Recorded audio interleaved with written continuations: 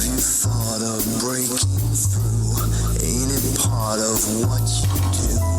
Catch a victim while he's dumb. Break his larynx with your time. It's time to get high. Well, this ain't no goddamn dream. It's exactly what it seems. Wake up today just to lay back down and say, I won't be coming back.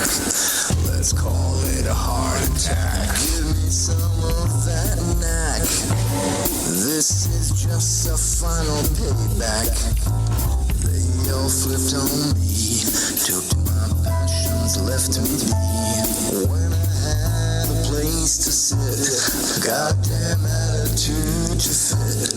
Talk real smooth, knew where to spit. Things have changed and I've quit. Got nothing to look forward to but backlash full of lies. You're too late where you're going. This is fate, the whistle's blowing. It's much too late. So too late. You're much too late. Like a piss-hole punk with his nose turned up and a fragrance on your own. Tell me what it's like to be alone. And let's not forget the Scarface prick who offers fix to your face. He dropped down.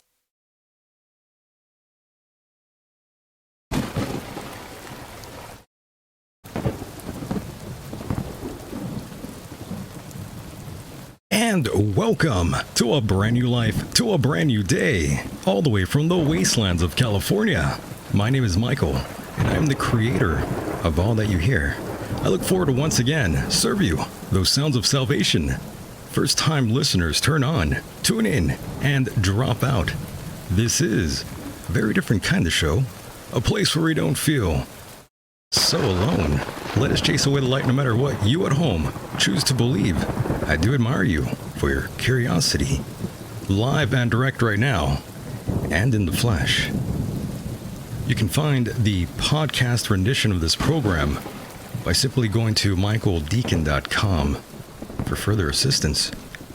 Joining me this evening is Gary Leggiere, also known as the Mars Revealer, especially known as the Mad Martian.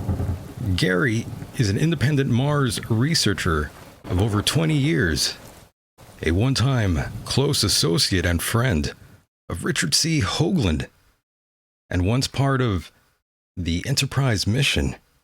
Gary was also the creator and host of the Martian Revelation show that ended when Gary was instructed by Richard C. Hoagland to do the serious legwork and investigate into a video called UFO Diaries, from which there are old yet new image data showing other faces of Mars not in the public view. Hello to you out there, those listening on YouTube, and hello to those out there who will catch this on Sunday night.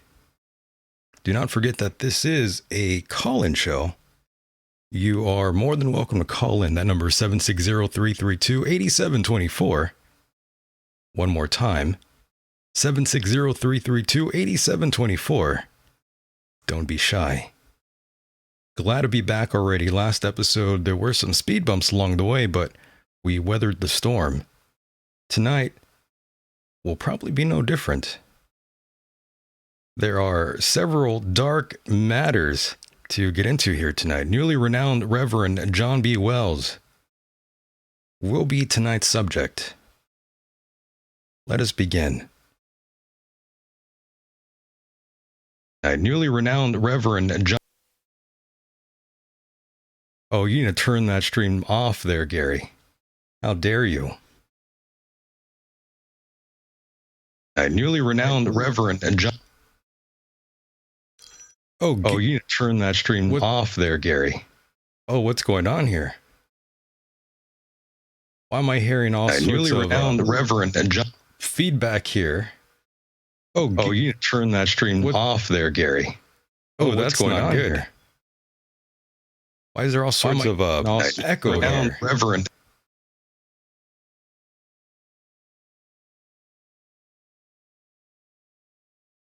Oh, Gary.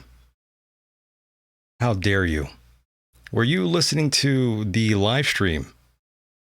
That's never a good idea, because then there's all sorts of echo going on in the background. I should have advised him not to be doing that, especially when we're going to be doing this live. Never a good idea. Now, let me see if I could bring Gary back here. Hold on one second, folks. Let's give him a buzz here. Hello. There you are. Yeah, I don't know. That was weird. Yeah, you definitely have to turn off the stream if you were listening, that is. I was, but then some penis tried to call me, probably knowing I was going on the air just to throw me off. So, but I thought I was muted. You said I would be muted. My bad, bro. No, it's Everyone, okay. Sorry. It happens, especially here. That's why I knew right away when doing the intro that something was not going to go right. And I was correct. Oh, that was odd. Well, I predict these things all the time. It just, it just goes on. But that's okay, but I didn't think I'd be on that fast also. But thanks, Mike. I missed most of that opening anyway, so. Don't worry. But other than that, again, thanks for having me on. It's been a long time since I've been on the End of Days. It has been a long time. Maybe even a little too long. Oh, yeah. But I'm not going to complain, though, because as you know, I've been busy. You and I have been personally in touch, though. So it's not like you've been out of touch, Oh, of course. But it was definitely building up for the right moment. And I don't know about you. I think this is a right moment. Oh, yeah. This is the right time to have you on the program. And I'm glad you are here. It's been, like I said, quite some time.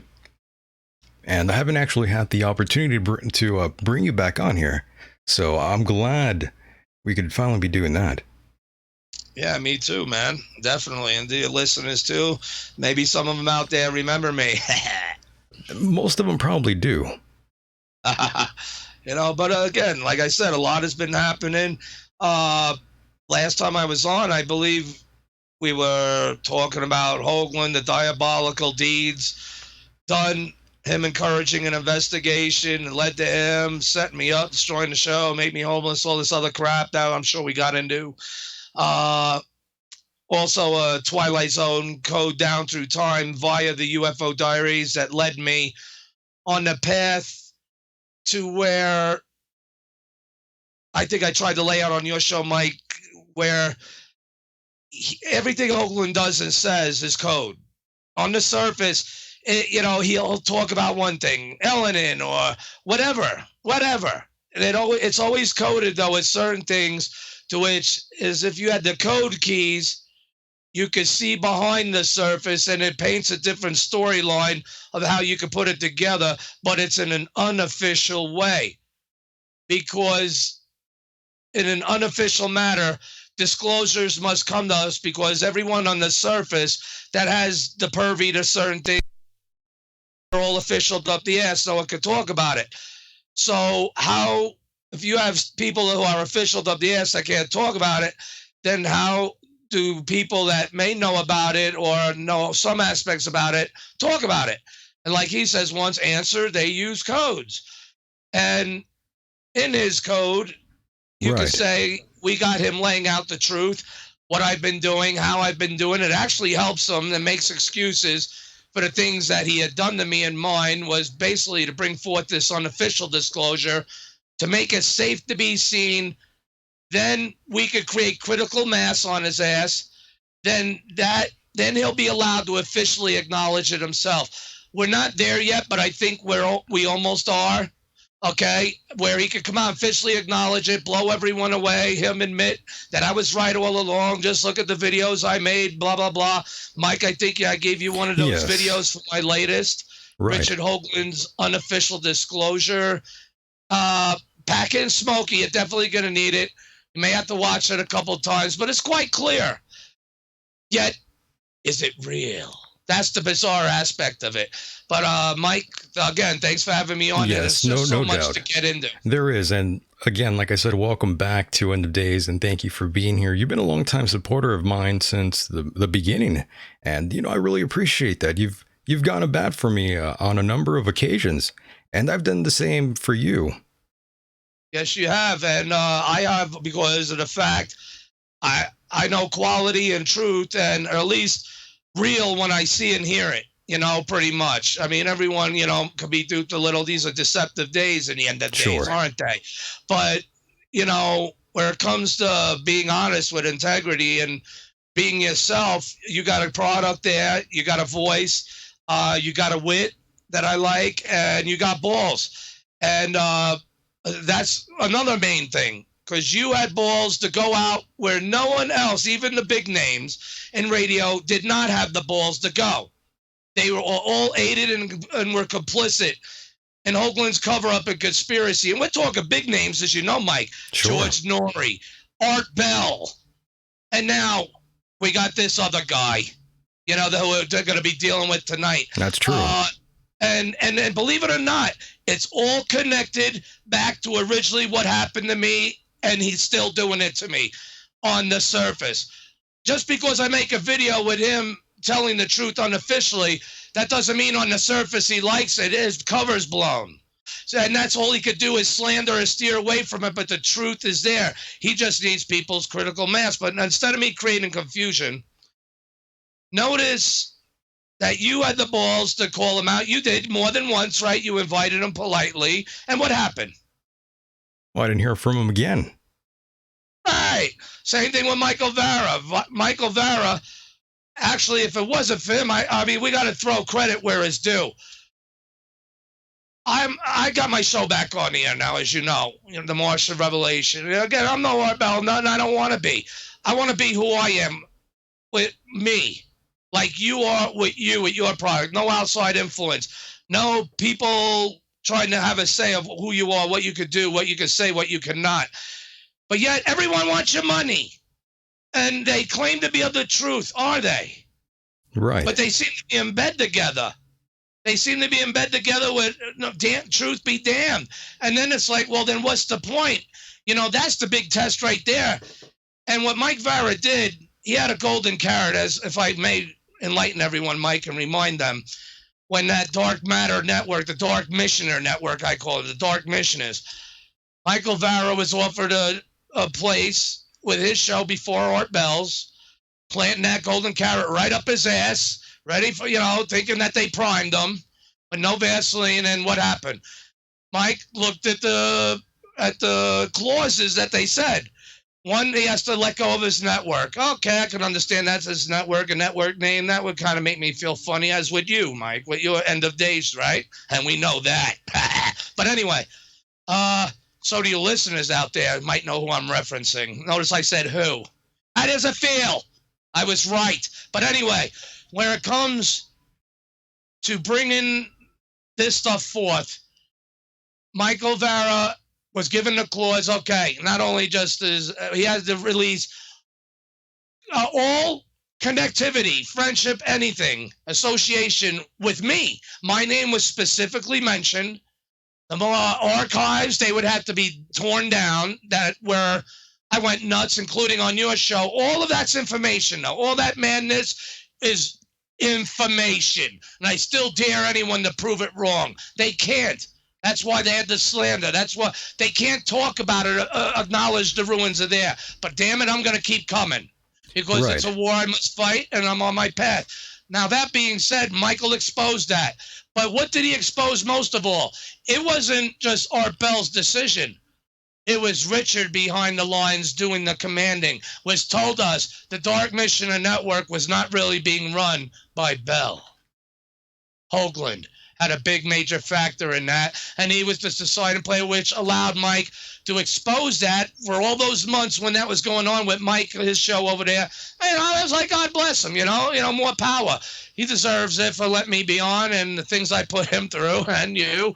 But the thing is, He exposed it. He didn't bite the golden carrot. He said, hell no. You're not shoving that up my ass today. I'm going to expose this. And he did, and which enabled me to show proof of validity on an outside source rather than any information or investigation I've been doing to try to prove my case.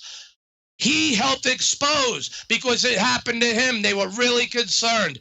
And everyone here knows, or if you don't, you should find out. And here it's kind of funny, but it's also messed up at the same time. I have another word for it, but I'm trying to respect my buddy here in his show.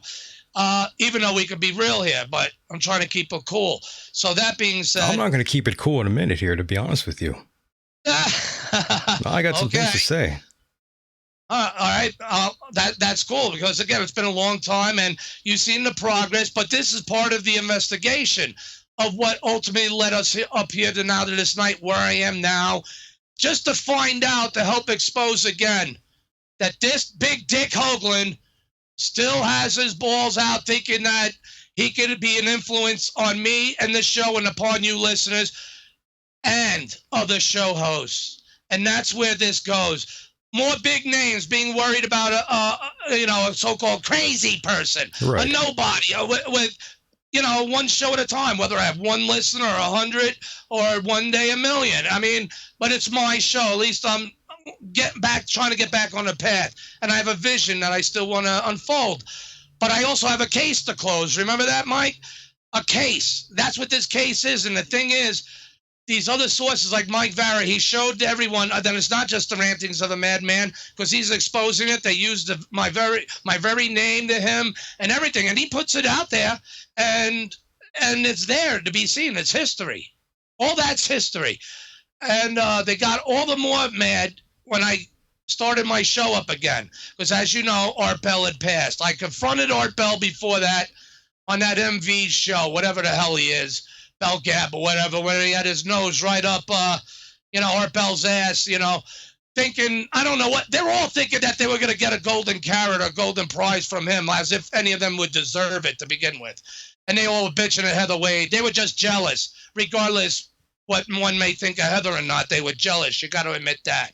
So there he is. I confront him. Mike MV got so mad at me, he's trying to punk me like he's so much smarter and wittier, therefore he lays in the insults and will not let Art Bell really answer me. Maybe Art was telling him to do so. That's a possibility. But I offered Art Bell $1,500. I was like, what, are you afraid of controversy now on your show? No. Then that Dick MV comes on and wants to, try to steer it so Art couldn't answer. But yet Art, in a way, wanted to talk about it. Maybe he was playing the part. Maybe he was telling MV, get this guy out, mess with him. I don't know. But Art said, no, I don't shy away from controversy. Yeah, really. Shied away from $1,500 just to ask something because he, over all those years, has the connection, as you all know, to Hoagland, right? All those years. So if there was any help of anyone, if this guy is true, or we say, yeah, he's out for the truth, wouldn't he help us with something like this, especially with secret, old yet new images showing other faces of Mars the public has not been released to by NASA? Of course he would, unless there's a problem. And that problem is obviously with Richard Hoagland not wanting to reveal the truth, not wanting to come clean because of all the information on the investigation he led me on led to him. And he might not have expected that, because those who helped make this made a code, as it was, down through time for him to be called out. And therefore, I think they slipped one by him. But who knows? The only way we'll really know all that is the day it's safe to be seen, when he could officially come out and acknowledge it himself. And all I need is 2% of the listeners. 2%. It took 2% to fight the British, to fight the Red. It took 2% to come over here, for the British to come over here to fight with them. Everyone else didn't want to go, but look who all followed, and look where we're at now. It would take 2% of us to help break this paradigm, to make it safe to be seen, like it's a test down through time. And if we solve it, I know this might sound confusing to some of you, but just try to follow me. If we solve it, because it's based on Brookings from 1958 on a plan to how things must be suppressed of what they would find out there on the moon, Mars, and Venus, etc. But there will be a time when we have to be told things. I believe we're at that time now. My shows phase back through time as well as myself. Say whatever you want. It doesn't matter. The reality is here we are. I'm glad you brought up the show. Yes, and your show, you've been the only guy there also. More than once, tried to get Hoagland politely to come on, and there has been no one else. So right there told me the balls you got and the integrity you got. And then I started listening to you more, and I was right, because it, and even with Mike Vara, even though him and I, who knows what it is, God bless him, it is what it is, I'm moving ahead. If it wasn't for all that, we wouldn't even be here now. So I'm just trying to give credit where it's due, regardless of all the sideshow going on. And Mike, I know maybe you've been waiting for a while. I know you've seen my show come back. There's been a number of issues going on. I am an independent Mars researcher, photo image analyst, image processor as well. So, it's not just some wacky guy. I mean, I was part of Enterprise mission. And so when Mike had the balls to do so, and then Mike Vara to do that extreme, that's allowed us to be where we're at now. Okay, it doesn't take much. And then Art Bell dies. He's not the person I said who we all thought we could respect him for who he was or who we thought we knew. But the problem is the person he became was not that person. Mike Vara helped expose that. I helped expose it all the more. Yeah, maybe creating a problem for myself and a little embarrassment. But damn it, when your balls up against the wall, you got to fight, even when you stand with one against many, or hopefully you get allies. If not, it's going to be a rumble, and we're just going to have to duke it out. But the more, like Rocky says, it ain't about how many times you get hit. It's about how many times you get back up, because ultimately you're going to win. Yes, that's true. And Gary, by the way, are you Jewish? The chat room wants to know. No. He's not Jewish, by the way. I just wanted to get that out of the way. Jew. There you go. Also, you mentioned your show earlier, and completely glad that you got that going again. You seem a lot happier now that you have your show back. And also, I heard the ad I made again during your show, and it still makes me laugh every time. Indeed. You want to play that for people if you got it? I mean, I think people should hear it. It's pretty funny, and one of your fans helped make it too. So why not? But we're gonna be making a video for that too. One of my listeners is responsible for imitating you. He's a big fan of yours. His name is Cody. He did a great job, and I'm not quite sure where the hell Cody is now, though. He's kind of MIA. Well, this will be in the archives. Hopefully he'll have access to it or whatnot. And I appreciate it. And keep spreading. Like I say to everyone, grow some nuts, because then we can win, and we can literally make our fate and bring the Martian revelation overall into all our realities, as certainly indeed, like I said to you, Mike, years ago, it's certainly part of the end of days. Yeah, by the way, I understand a few of your listeners or whatever were wondering why you would put my ad up on your show, and some of them even took offense to it, and that's cool and all. They have their... Took offense? Why would they take offense? I heard some of them, they didn't like that. That's what you told me. Would they rather me put up ads to people with special clubs to join?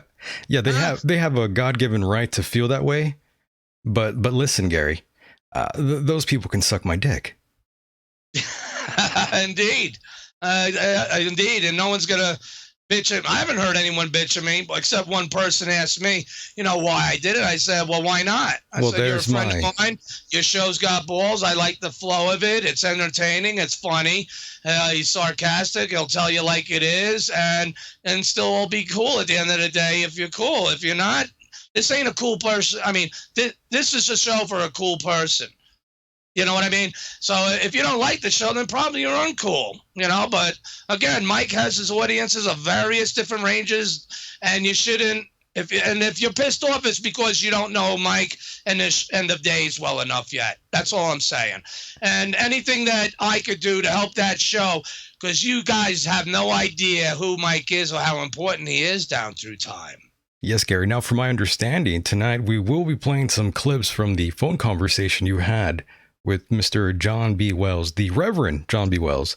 And of course, for those that don't know, Gary is actually in Colorado, and I'm in California. The laws are a little bit different from where we both reside. And phone conversations where Gary is considered a one-party consent for the purposes of recording. And in California, you would require two parties for consent. And for those, I didn't give a shit either way. Oh, just for the audience. Being done. Yeah, but for the audience, let them know that this conversation, the recording of the conversation, is not illegal in any way. And add some context there. Okay. I didn't give a shit about that, because what was done to me was far worse than me recording a call, because I know damn well he was recording me, and I have a feeling I know who was listening in. Right. Oh, yeah. So, very interesting. He played me like a fool, and I acted like one, just to get enough what I needed to hear that he was willing to release to me. And I think I did get that. I got it well enough to help paint out. See, that's the whole thing. Let me lay it up to everyone on what even made this show. Yeah. Tell the audience what happened. Right. As some of you may know, I've been doing a campaign. The first one failed, as I would, as more political, reasoning to get people used to it. But I started a petition, a campaign called the Dr. Gil Levin's Martian Revelation Life Validation Campaign petition. Right. That's right, a petition to where we would all sign it. Well, I would hope people would sign it, 100,000 signatures. It would float the president's desk in Congress to act on what? Well, you all know in 1976, Dr. Gil Levin, maybe you all don't know, they changed history. That's why I'm trying to fight for him and you all to get it back, because his experiments, the controlled labeled release experiments on both sites, on Viking landers, one at Chrysi, Planitia, 4,000 miles away at Utopia, Planitia, same experiments. They discovered, they discovered life. They discovered life, period. But the thing is, they told Dr. Gil, no. You cannot tell people that you discovered life but only found possible signs of life. What do you people always hear in the news? They're looking for possible signs of life. Possible signs of life. It's a turtleneck pace speed agenda ploy, an agenda, a policy to where their objective is not to find life, but to look for possible signs of life. And I found out from Seth Shostak on my show what that definition is. His exact words, they're looking for Darwinian evolution. So life be damned, even if it crawled right in front of him, bit him on the balls itself. They would ignore it as life unless it adheres to Darwinian evolution. And like Seth Shostak says, that's the thing. But anyway, I just wanted you all to know that. But in the 90s, there was more data coming back when Dr. Gil was being more official. Life was discovered. NASA went then into blackballing him again and making him look like a kook and everything else, in the realm of big feet and all this other shit. When he's a credible scientist, he's 95 years old now, people. So he's 95. Yeah, 95, probably 96 I didn't know he was that old. Yes, definitely. But he's still smart as a whip. He still submits proposals over the years for NASA. You know how many rovers they sent there, missions. Each proposal gets denied to put to revamp the experiments even better, adding microscopes, things that could tell for sure. The last one, it was denied. They sent home to him in a cab. They didn't even want it registered through the federal system that he had submitted another one. Why? The Mars 2020 rover is being launched next year, okay? Or wait, this is 2019 now, this year, 2020. Yeah, 2020. Next year it'll land in 2021.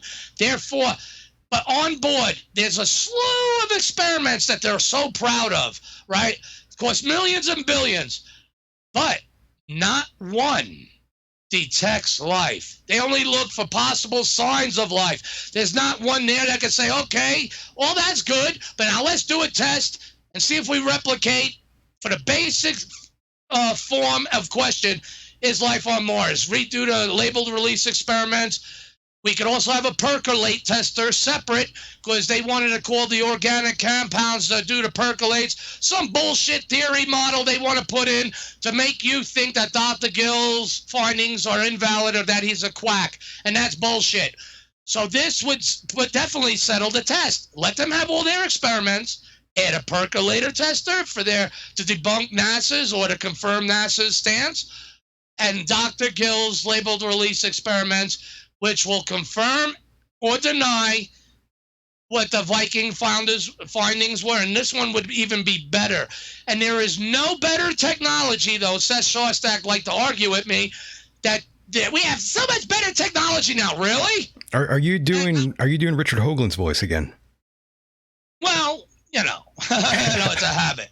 But then the thing is, now here it's important though because it builds up the importance of why this Wells connection's even an issue. Right. And it goes right back to the Hoagland scenario of what he did to me and mine and the My Show. He's still trying to do by manipulating through these others. Yes, and by the way, let me tag on to that, Gary, really quickly here. Yes, sir. It seems like, I did try to get Hoagland on the show maybe about 4 times. Yes, it was more than once. Yeah, it was more than once. And once I started doing this show, I still tried again. However, this time around, a few months, I would say afterwards, 2 of his people came back through email rather, and they were trying to get information about other guests, and it was kind of insane. They were asking me for my opinion on different things, and I thought, why would you want my opinion for? Yeah, you didn't want to answer his call to even come on his show or even honor him to write back, Mike, right? To answer back. Correct. But then you want his advice on help you get gas? Get the fuck out of here. Yeah, that was unusual. You're the one charging for your special clubs. Who you bullshitting? Mike ain't. That's true. See the difference? Why do I advertise Mike? Don't mess with me. It's my show.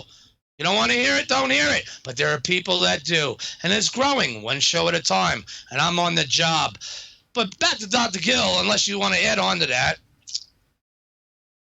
Yes. Okay. Yeah, I'll add on to that really quickly here. For those that don't know, NASA Mars 2020 mission passed all the critical heat shield testing that was a big concern for them. And that article was just up, I believe, just yesterday. For those that want to catch up to the story. Yes, and they've been prepping it, getting it ready. Right. And even if the petition worked, it wouldn't make a difference, really. It was more symbolic. But here's the fact. All right, President Trump told NASA, he asked NASA if he provided them with an unlimited amount of money to drop everything. And I mean fucking everything. An unlimited amount of money to get us to Mars in his first term. They turned it down. Even about his second term, but Trump was adamant, by my second term, I want it. But they still turned it down. All right, now think about that. They just said it wasn't possible. Bullshit. They're working for the commies and those that were feeding them, that were leading on us on this turtle pace next speed agenda. They want many more missions, many more billions, and to take us out to, well, we'll be dead before we see any, at least me. You know, I'm 48 now, right? So maybe it'll be 2050, 2060. We wouldn't even be in America if Hillary was elected, let alone us getting our boots to put on the face of Mars, like Vice President Mike Pence said, but I'm jumping. So, but NASA denied them.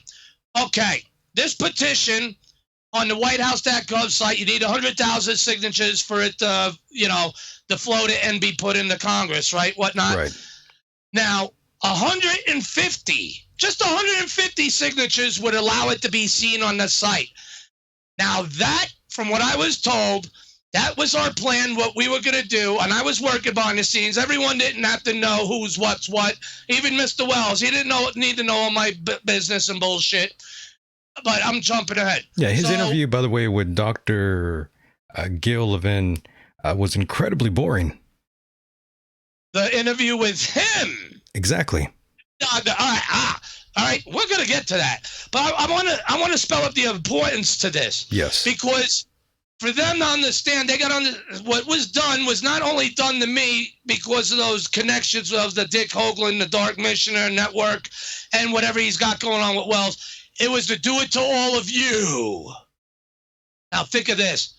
It takes 150 signatures for it to be seen on the whitehouse.gov page, right? Right. That would now Trump would see that, and being the mindset that he is, since he can't be the president to get people to Mars in his first term, he could surely put it on route to be the president at the beginning of his second to answer life on Mars. Wouldn't he? That would be an opportunity for him to jump on. No other president has done that. No other president had the balls because they were being politically driven. We weren't being driven by people that were out for we the people, but for the Americans, for the ungovernment, the UN, for the takedown of the USA. That's what Trump's exposing.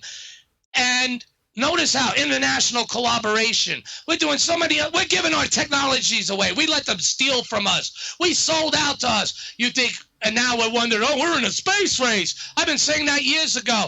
No one's seen the importance of it but me. And people say, well, why? Like, Mike, it was funny. Why do you talk so much of the space race? It's no space. I was like, bullshit, you blind mother effers. I know what's going on. I can see it. I sense it. I know what's going on. I know what the chinks are doing. I know what, the Russians are planning and what we're doing. But, how do we believe it? Everything's just conspiracy theory. Now it all makes sense because now Trump had to create a space force where he says, we may have a space force. Think about it. He just told us we have a space force already. We may have a space force. It's code.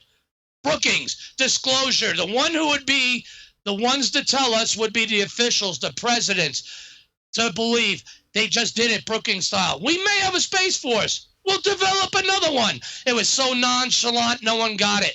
He tells General Dunford the day it's signed, all right, good luck, General. Now go get it. Go get what? I said.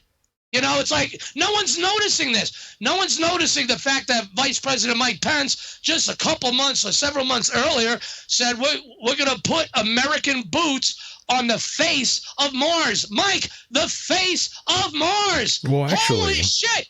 Actually, I have to cut in there and say the Trump administration wants astronauts on the moon by 2024, if I recall correctly. Well, let's put it this way.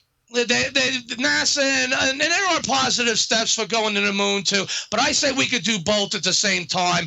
And according to Pence, he put NASA on check lately, like, hey, if you cannot conform or, come up to par with what we need and what we want to do, we're going to go to someone else who can. Elon Musk is a big leading contender. Yes. He could get 100 astronauts there compared to 3 or 4. Yeah, that's another 101 big effing rocket that they bitched at him for smoking a doobie, but yet he's visioning the Martian Revelation, trying to send 100 astronauts on one ship with over 100 tons of cargo with it, and that's one ship. Yeah, that's another gentleman I was going to mention to you, Elon Musk, who has been showing quite a lot of interest in wanting to go to Mars.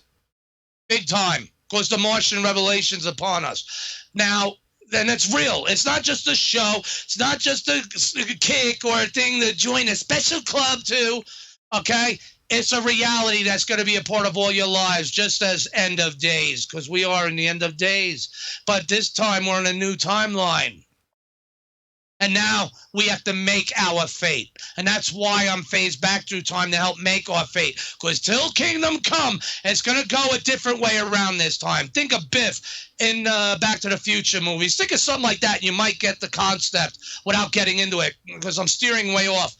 So Yes. the President Trump could pick up this thing just by seeing 150. Once it's seen on the page, he could pick it up without the 100,000 signatures and make it act. And then do for us and for Dr. Gill. He's 95. He deserves our respect. He deserves to have history told with his name in the history books. And he needs to be validated and vindicated. Would you at least not agree? Can you not at least respect that of a 95-year-old guy? For all we know, this is what his whole life he's still hanging on for. He's just at best, he's hoping that at least what positive comes out of this petition is some type of Mueller-like investigative probe to prove Dr. Gill was right before he passes. I mean, I know what he was saying, and he said this on Wells' show. We explained this, but again, we're jumping ahead. So the importance of that is that would have helped Trump, but here's the thing. He would have heard of my name. Who wrote the petition? GL. Gil Levin? Gary Leggiere. Oh, it's fooled some people, and especially a certain Mr. Wells. But we're jumping ahead. Yes, let's get there now. So you were writing this, you got it prepped, and you were in contact with Mr. Levin here. And speaking of which, you haven't talked to him since the whole John B. Wells episode, correct? That is correct, because of the position I was put in. And to be honest, I'm embarrassed, and the man don't need the bullshit. I know what went on. You know, I think, know what went on. Of course. Dr. Gill does not deserve to have this shit thrown on him. It's not his fault at all. I think you probably should get in contact with him, though, pretty soon. I agree. I agree. It's just, I feel like I need to make some progress first. Well, it's been some time, Gary. You got to go in there and cheer the old man up a little. Yeah. You're right. You're right. I have nothing to say there, and maybe I am wrong. It's been a little bit of time. I haven't done so yet, but I just feel like some things need to be taken care of first, which is why one of the reasons I'm glad this show's happening this night, so it don't fade away. Be out there on the bite waves the internet, and over time, the little ripple that was dropped in about it will eventually, I need to make that ripple turn into a tidal wave as soon as possible. And he dug the pit himself. That's all I'm going to say, only to fall into the trap himself. And he's worried about scripture. I already laid out scripture on what I was breaking this down of what we're going to get into, of the fact that he fell in his own pit. And sometimes be careful, Mr. Wells, as you go down, as a serpent may come out of the side of the pit and bite you in the ankle, making it adding insult to injury, huh? Sound familiar? Yeah, we'll play that clip in a bit here. So tell us how the interview came to be, Gary. All right. Well, I had him on. I asked him to be a guest on my show, a special guest, for the very purpose. I know what I needed to make this petition work. I have to admit, I need networking. I don't have enough listeners for something like that, and that's okay. I'm not knocking my own self in the ass. I'm just being realistic. I got a job to do. Right. In time, but I don't have enough time. So I had to go to where I would figure the best sources would be to do that networking to help create a chain of events. Now, I had lined up a newspaper, I'm not going to say which one, in Florida, that was waiting for that. All right, I'm jumping ahead. So I had him on in February. Okay. And, I thought it was a pretty good show, and him and I pretty much seen on the same levels. He did plug out his show now and then, and about show specials, 2 weeks, go join up, and they'll definitely want to come back for more special price, yada, yada, yada. I figure I'll let that slide. Big deal. He's John B. Wells, right? He's got his respect, and I need his help. Because why did I have him there? Because I had to humble myself to help Dr. Gil Levin.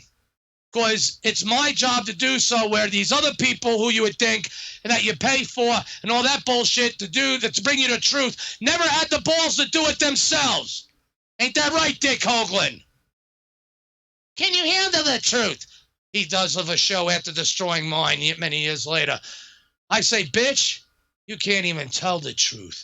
Prove me wrong. But anyway, so I had him on, and it flowed good. I don't know if you heard it. I heard it. I can't critic myself, but I thought it was good. He also gave me a blurb for the show, which was cool. Strap in tight. Yeah, why? Because of the fucking I was gonna get. That's why, and that's where we're gonna go. But hey, check this out. He didn't know that yet, neither. Nor did I. Only in time did that become relevant, didn't it, Mike?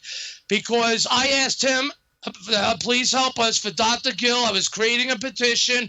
I threw him the spiel I was trying to lay out to you all, because we could bypass science. Seth Shostak also got mad at me.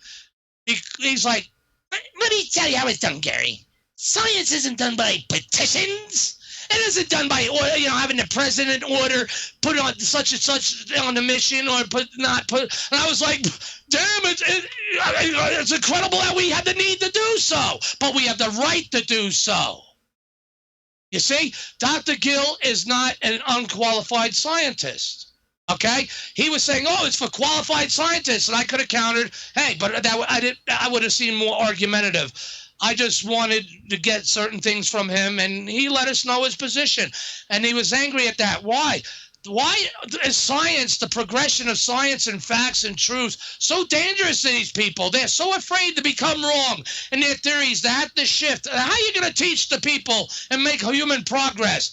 That's how things get shushed up, pushed on the rugs. And Smithsonian, anybody? Giant bones, anybody? Let alone Faces of Mars imagery, anybody? Same shit. All right, but different aspect. But look, we all have a right to do so. I think all your listeners at least would agree we would have a right to do so, even you, right?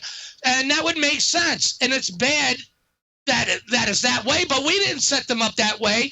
That's how they treated us that way, to keep these secrets from us, while the DOD and whoever else was really interested in Dr. Gill's findings, they're the ones that ultimately are in the cahoots that pay NASA, so it's their policy. So when we have Mike Pence saying we're going to put American boots on the face of Mars a few months before Trump said about the creation of the Space Force and then signing it, all in a fast amount of time now, mind you. Could it be we're in a time actually we're coming to a point where we need to be told? But anyway, he said American boots on, everyone's clapping. They didn't even notice what he said because he said American boots. If they're creating in line for a Space Force, the boots don't mean international collaboration of astronauts, because he said American boots. It's American military boots. They're not bringing flags and flowers. They're bringing M60s. And where are they going to land? Where are they going to be put? On the face of Mars. Now, the face of Mars, what is that? How's that important? Well, it tells us location. The government, the presidents themselves attributing us to the face of Mars. We know what it is. Right? But here's what NASA also officially calls that the face of Mars, but they detract it and say it's a mesa, it's a mountain, it's a hill. Look, they don't even know what the hell it is. They can't even make up their mind. Gary, but we're getting far off track here, Gary. You're starting to lose some of the people here. It's irrelevant overall. Unless we're in a rush, because that builds up, because then people see the mindset of why this petition was so important. So with but you're right, my bad. Okay. Mr. Wells could have helped us do that, which we set up in a show. We set up a show after he was on mine for Dr. Gill, myself, and the petition. Really, it was for Dr. Gill and them, but I was asked to come on by John Robertson, his producer.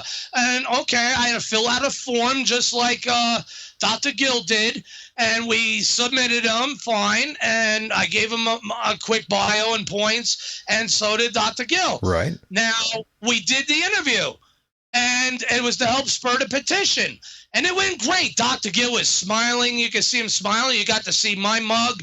I was polite. I only talked. I made sure I buttoned my lip unless John asked me something specifically, or if there was a dead space, like I could add on for Dr. Gill. Oh, tell him about this. Tell John about this. Or when, remind him, because Mr. Wells wasn't that affluent with Dr. Gill. But I waited for opportunities. I wasn't trying to steer the show or him or nothing. Yeah. It was with respect. He made mention of that. Yeah, he made mention of that in the clip. We're going to be playing that in a few here. Right. And everything went good. Then there was an internet an outage, he said. But yet I seen him get up and walk away. Okay. 10 minutes later, he comes back all flustered, looking confused, not knowing, like, what do I do type of look. Well, he came back on, and we were given final points. He was winding down the show, and I was thinking, already? I mean, again, Dr. Gill was happy. He was smiling. We had good dialogue back and forth for about a good 45 minutes, almost an hour. And that's when this internet, and it was on video through Zoom. I tried recording it on my end, but I had to delete it after the fact because it was only recording my sound. It didn't record nothing else, so I deleted it. So that was stupid. But anyway, that's Zoom and, the settings on a computer. Anyway, I wanted to use Skype. But anyway, so we did it. We wound down. But before we wound down, he brought up Hoagland's name. Well, I'm going to, have thinking about Richard Hoagland. I'm going to have him on as a guest again. That's weird. And I'm thinking to myself, boy, that came out of nowhere. Right. But okay. But I'll remind you, on my show a couple months previous, he didn't even remember who Hoagland was. Now, think about this. So I'm like thinking to myself, Hoagland, what does that have to do with this? And Dr. Gill, you can see his face, his brows go. It's kind of funny, the faces he makes. And I was like, oh, shit, what does that have to do with Hoagland? And then I was going, oh, well, that's good. Then he goes, well, yeah, heard that, Dr. Robin Falkov, blah, blah, blah, had passed. Is that true? I said, well, yes, he's been putting out a lot of announcements going around that. Yeah, apparently she passed. Yes, it's sad. It's a shame. It's sad. It's such a sad thing. I said, well, yeah, he died. She died from cancer. I said, yes, it's sad. It's sad that happens to people. Yeah. I said, it's sad it happens to people. Not that it happened to her. And I got my reasons for that. And many of you out there know that. But this night ain't for that. So, and then he goes, oh, okay. And I'm thinking to myself, why do I feel like this guy's trying to bait me? Why is he rushing us toward an end? Like, his whole demeanor changed. Dr. Gill was smiling. Now Dr. Gill was like, with one brow raised, what the hell's going on? And me too. And he was gone for like 10 minutes for this so-called internet outage. But yet I could see him walking around. Then I said, wait a minute. If the internet's out, how is it I see him getting up and then coming back 10 minutes later and then coming back on? That doesn't make sense to me. That makes no sense. All right. Now, mind you, during this, I took a break. His other producer, Cassie, some cute blonde. I don't know. So I picked up my bowl and I smoked them. We're not on the air, so I smoked the bowl. Sure. And it was a big deal. Big deal. Yeah. Now, all right, so he goes back on, and like I said, I'm not smoking it then or nothing. I was smoking cigarettes. Sure. Maybe too much, I admit. All right, but that's nothing bad. So he goes, and he brings that up. Then he leads the show to an end, asking me, to plug the site where they can find the petition. Not a lot of that. He'll put the petition up on the archive page and all this. Okay, great. All right, thank you very much for being on. It was a great show. Okay, click. And I'm like, okay, an hour later I write, hey, sir, I'm getting messages from people. When can we expect this link or where? So just so I could tell them. Nothing. No comments. Nothing. Okay, I email his John Robertson, the producer. That dude seemed to be a cool dude.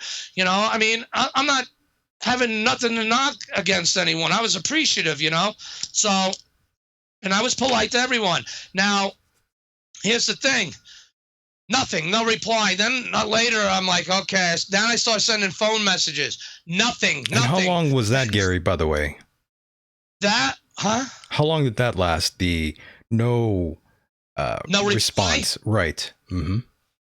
The show was supposed to, I think, appear later that night or the next night. I forget. But either way, I was either later that night where I didn't hear nothing, or the next day I didn't hear nothing. I went to his website. I couldn't see anything. I had to pay $5 join 2 weeks. The first thing you hit with is, $100 tab to join here, and then some other price there a month, and then in the middle, $5 for 2 weeks. All right, I paid $5 for 2 weeks to access where I was hoping to access the archive.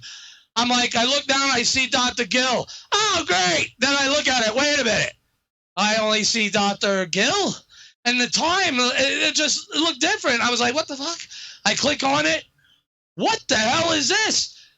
John B. Wells starts reading off a scripted bio, which he originally read for me, our bios, because remember I said we sent in paperwork, right? So at the first go around when the show started, the interview, he read them both right, correct, for each individual. Dr. Gill's, mine. So this new interview, I'm like, what the fuck is this?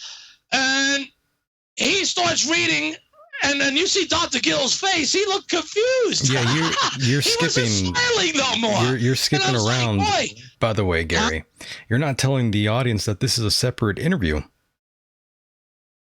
That was a follow-up interview from the show where where John B. Wells was on mine in February. We finally got to do it. What was it, in April? Yeah, I believe it was in April, March, April, May. This is May now. April. I think it was in April. But either way, it's on the archives at thefacesofmars.com. And Mike Deacon could always lean a link on there or something if that's cool with you, bro. But the thing is, we had set up for Dr. Gill and myself to be on to push the petition. On his when he show. was on my show, Right. I wanted him to help us for Dr. Gill. I had to humble myself. And I admitted it on the show. And, I wasn't going to bullshit him because it's for a bigger purpose.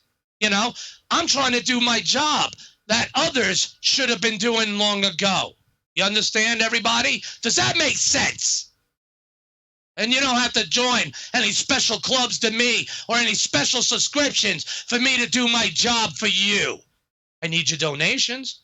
So does Mike. Anyone could use your donations. But watch out when they want you to join special clubs and special subscriptions. That's all I'll say. So anyway, after this event, nothing, no word from them. Right.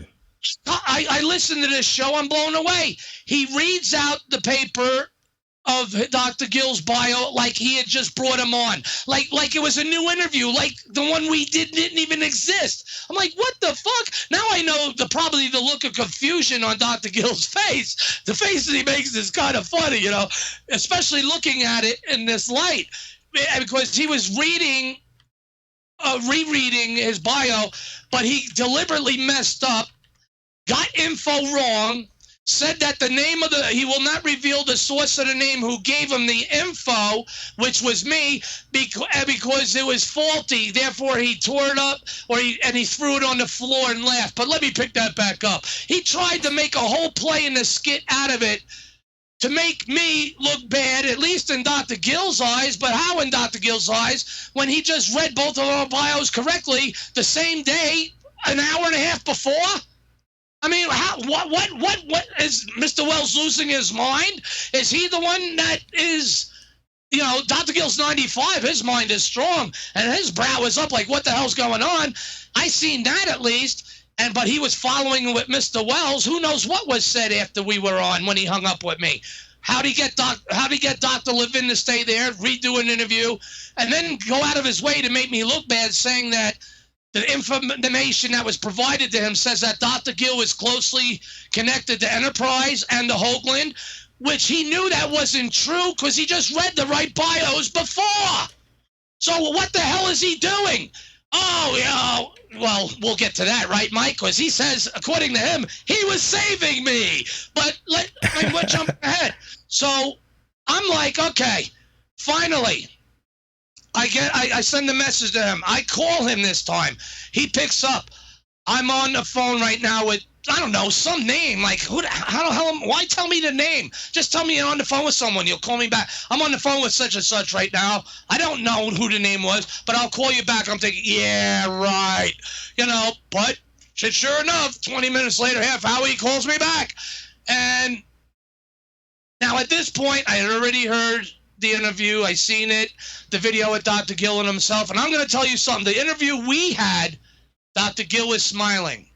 There was no dead air. There was flow between everyone and conversation between myself, John and Dr. Gill, and me helping Dr. Gill to tell John about a few things that he might not have, that obviously he didn't get to tell him or John didn't know of, just to prevent dead air.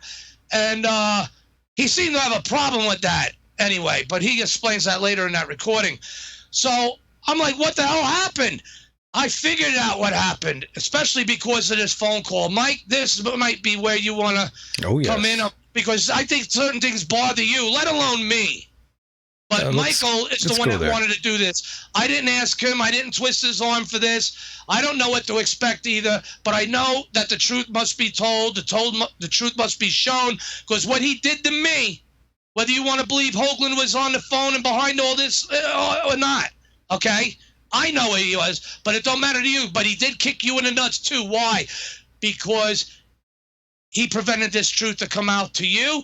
He prevented Dr. Gill. He punked Dr. Gill. He's 95. We all could have made the difference, and they could not have that. Now with my name connected, go, Mike. I'll shut up for a minute, or however long you want me to. You were closely connected to the Enterprise mission and Richard C. Hoagland. So, some people have said, Hoagland was never at NASA. That's not true, is it? I was never connected to that. What's that? I was never. Did you say I was connected with it? No. Well, No. yes. Once closely connected to the Enterprise mission and Richard Hoagland. No, never. I steered it. Okay. Microorganisms. I don't want to entertain those things those people saw. Oh, no kidding? Yeah. Well, without being ugly, tell us what you mean, because this is all about whatever the truth is. Well, Without being brutal or slamming somebody. I mean, we don't want to punish anybody, but what? What is it, Doctor? Nah, you only just want to prosecute and punish me. I've got solid data by laboratory methods, and I can't get that accepted. Now, I don't want to start interpreting things visually that appear, because it's easy to be deceived visually. And there's arguments back and forth about, is that part shadow, is it real, etc. So if I get into that. Yeah, now let me go back to the part where he's crumbling up the paper in case anyone did not hear that. That's when John B. Wells is actually reading the wrong bio. And that shows an error on his part. And it shows tent. And it's clear that he botched that. And then he started using the whole bio thing as some sort of an excuse once you started talking to him on the phone conversation, which was very weird, Gary. I was completely baffled by it all, but let's play that one more time so people would hear that. You were closely connected to the Enterprise mission and Richard C. Hoagland. So, some people have said, Hoagland was never at NASA. That's not true, is it? I was never connected to that. What's that? I was never. Did you say I was connected with it? No. Well, No. yes. Once closely connected to the Enterprise mission and Richard Hoagland. No, never. I steered it. Okay. Microorganisms. I don't want. Yeah, so he's basically laughing because he screwed up. But he's laughing, and the way that he does it, he records. We were recording. It was not live, okay? It was not live. Between him, Dr. Gill, and myself, to us, that's live together. But to the rest of the world, no, he was recording it. There's a difference. So when he does that, it tells us not only he botched it up. Bullshit. He is intent. Corruptive intent to create a scene to which none of you would know, because none of you would know that we already did in an interview. You see the point? Therefore, he deliberately reads the wrong bio for Dr. Gill. You should play what he says after that about, the person that gave this info to me will remain nameless. And therefore, Dr. Gill raises his brow in the video. Therefore, Dr. Gill knows that was me. I'm the one that sent the papers to him. Yes, that's therefore, he's trying to make Dr. Gill think that I provided the wrong info while his brows is raised, because Dr. Gill's thinking, I'm sure, we just went over this. What is this? So he tried to create a whole new thing to paint me in a bad light. Okay? Go ahead. Amazing. Now, this is the next clip here is, I believe this is the phone conversation already between you and John B. Wells. Let's play that here. Never tell a guy I'm going to call him back unless I'm going to call him back. Well, like I'm saying, you're not a man who doesn't bullshit. I mean, you're a man who doesn't bullshit, and you call it out like it is. And I don't know what happened. That wasn't. I don't know. I don't understand. I'm thrown back, and also this forces a big embarrassment on me. And plus, I also had to pay to hear it on top of it. So that's an insult to injury. Yeah. Well, look. Wow. So he also insults you there too. It's funny. Look, I say plus, because I was alluding to the message. I'm trying to keep it cool and sound like a fool. You know why? Now, so I had to pay, to go. I had to pay on your site to go find out that you didn't put up our archive. You did another one. He laughs. Well, talk about adding insult under injury. He just admitted that he created injury for me, and now that he's adding insult to it, and it's funny to him. Amazing. Let's play that again. And, you call it out like it is. And I don't know what happened. That wasn't, I don't know. I don't understand. I'm thrown back. And also this forces a big embarrassment on me. And plus I also had to pay to hear it on top of it. So that's an insult to injury. Yeah. Well, look, Wow. Ain't that some shit? That's now pretty cold. And that's just really the beginning of the call, pretty much, from what I recall. He goes through several different scenarios to try to paint a picture to me like I'm going to accept it, like each one worse than the next is all because something wrong with me or something I did is the reason why I had to pay to get on that site to see a different interview up there. Again, like you said, it put me to sleep. The one we did, Dr. Gill was smiling. He was rocking. It would have been an awesome show. And I wanted to tell him, and I did in a message. I was like, well, that's what, you don't want your listeners to like me? You don't want them, if there was any offending content or anything wrong, you could easily put a picture over it, or you could edit it. Hold on, Gary. What the fuck? You're jumping ahead. Hold on, Gary. Let me play the rest of this. Okay, here's the thing. Who did his bio page? His bio page. Yeah. I'll find out. Yeah, see, he goes on to talk about the bio page, and he went at length to talk about a bio page, and he's just like the Democrats trying to come up with one thing after another. Check it out, guys. It was the bio the page. weirdest. It was the weirdest thing I've ever heard. I've never heard a grown man talk at least 20 minutes about a bio page, and I didn't see any significance. I didn't see how that was relevant to anything really. I don't really give a shit if you worked for this or that place, and right. He ran with it for like 20 minutes in the conversation. Right, and remember, as trying to reason out to me, to try to not make me pissed or think I'm stupid of why I'm not seeing our interview up there. After we did the interview, he also closed it out. He rushed after the so-called internet outage. That must have been Richard calling in. This guy wants you on now. For all I know, Richard paid him. He threatened him never to be on the show or something. Something happened. But go ahead. Because there's more people. There's and a lot it gets more. even weirder.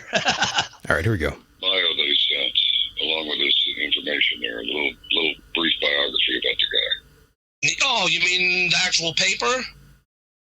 Yeah, the little paper that describes who he is and what he does. Right. The PDF that I also filled out too. Dr. Gill sent that to me, and I did mine, and I just sent them both to Mr. Robertson. Like you guys asked. Actually, I think you may be perceiving this as being worse or more severe than it really is. Well, something's wrong here, man. But go ahead. I thought that what you were going to do was arrange an interview with Dr. Levin and myself. That was the original thing. That was the original plan. I didn't have no expectations, but then John said, yeah, we'd like you both to appear. I said, oh, okay, well, all right, great. Because of the petition. Yeah. and now, you were spearheading it, and, well, I don't know. I just had a feeling Mr. Hoagland has a hand in this, but go ahead. Yes, and that's when you started to tell him your history with Richard Hoagland, and that went on for a long time, and that's when he finally kind of got annoyed with you, and that's when he started saying this.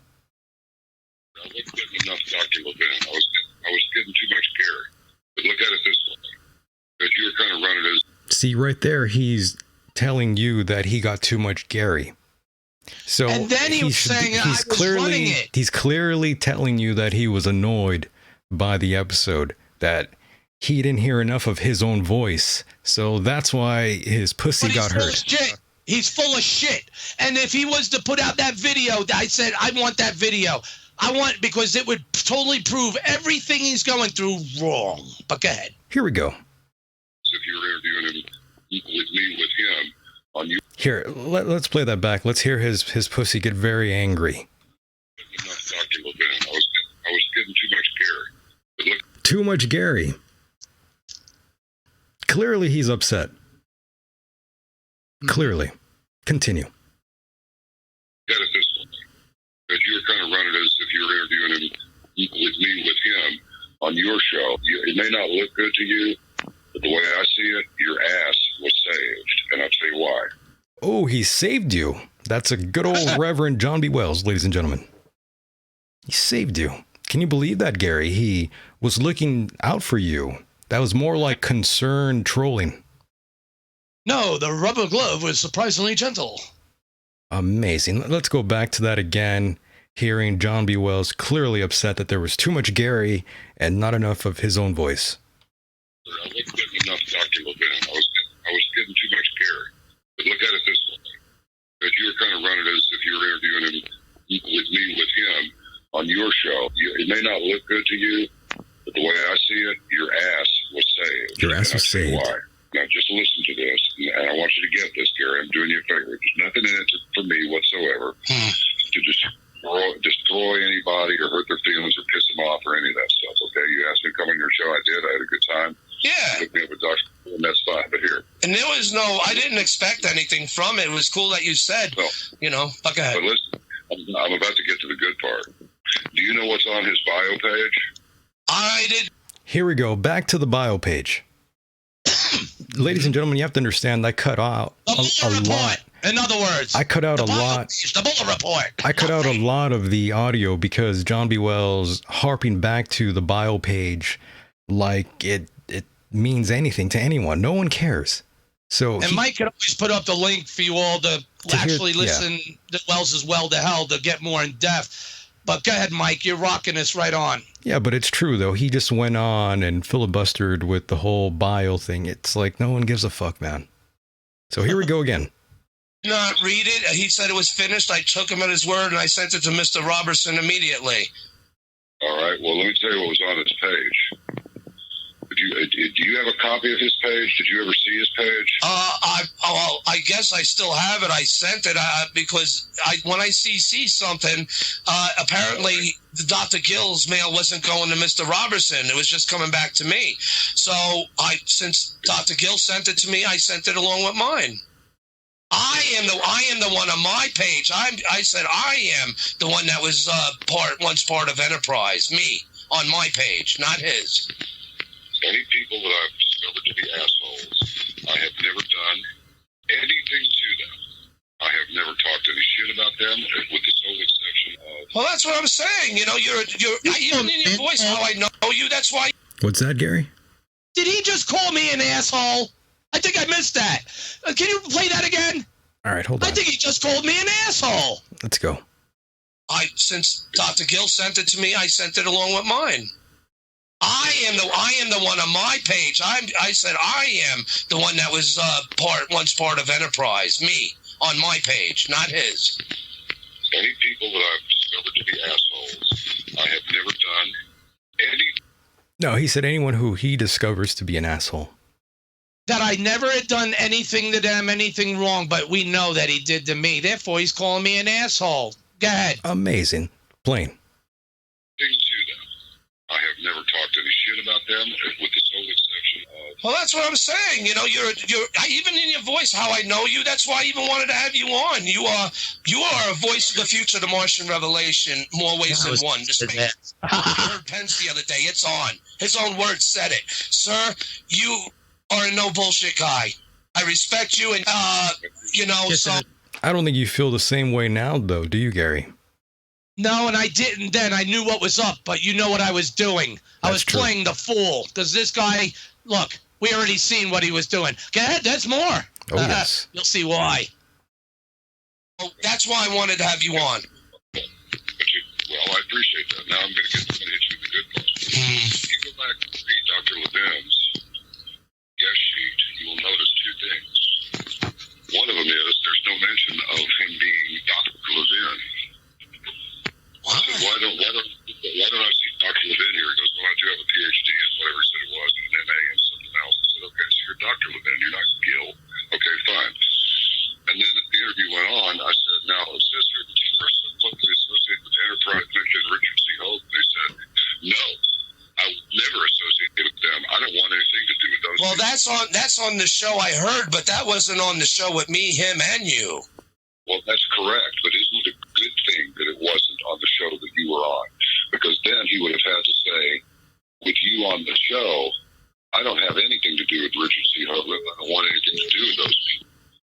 And it would have looked as though, because you two were together, that you were okay with this information, which turns out to be completely wrong. So the question is, if that's not the case, how did that information get on his guest sheet? You're telling me that he was once part of Richard C. Hoagland and Enterprise mission, closely associated, worked, I believe the exact words are, worked closely with Enterprise mission and Richard Hoagland. The C was missing. That was on my page. How did it get on his? Well, let me tell you something. That's a good question, isn't it? And isn't it a good thing that and look, I could tell you were high, okay? And other people who know what people who get high look like, they knew it too. That's not going to help you either. This is video, not radio. You can do what you want when you're on radio. You can't do that on video. So look. All right. You can't do that on video when that was not supposed to be a part of the video interview, since you said you went on some sort of break because of his It wasn't a internet. break. It was. He said the internet went down. The internet went out, yeah. But if the internet went down, looking back, how is it that I still see him getting up, leaving, Exactly. coming back 10 minutes later, frustrated look on his face like he was trying to figure out how to do something? Exactly. I just don't understand any of that, And so really. what? And so what? Like you just said, it's a recording. He could have fucking edited it out. He could have put a splash picture if I did by chance, which I didn't, while supposedly we were doing the main thing. Of, like I said, Cassie was on there. Oh, she's making an excuse for him. Oh, the internet's out.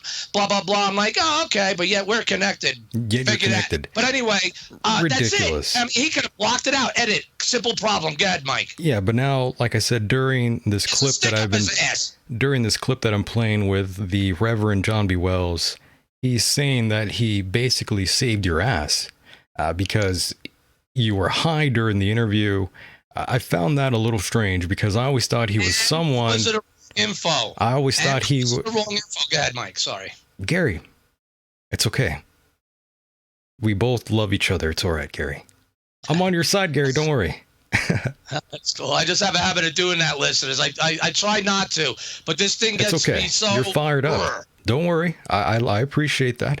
It's all good. I just found it a little strange because I always thought he was someone that stands for individual freedoms. He claimed to be this proponent of freedom of speech and freedom of expression.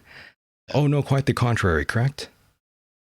Right. Instead, he's got a big plank up his ass about weed, which I didn't say anything. If you notice, I didn't say nothing. I was like, this guy's making excuses. Just keep playing dumb.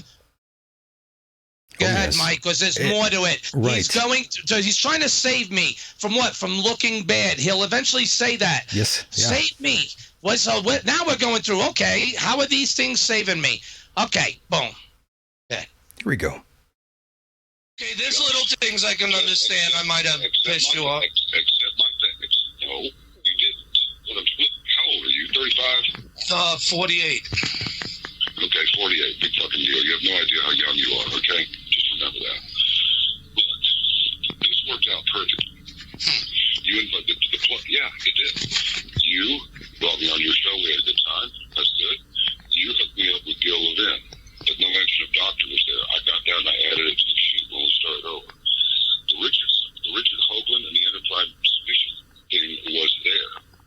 If I had read that, if you had been sitting there, we're talking back and forth about this and that, and then I had to say, Well, if he was, that would be... With Enterprise mission and Richard Hoagland, do you know how that would have made you look?